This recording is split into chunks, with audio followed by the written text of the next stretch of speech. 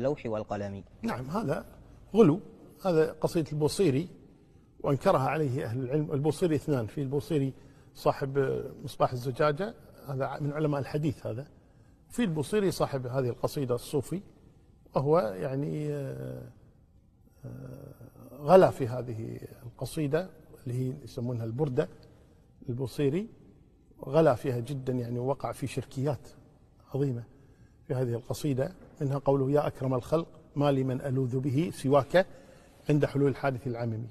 وأين الله سبحانه وتعالى؟ ولا يلاذ بالنبي، إنما يلاذ بالله.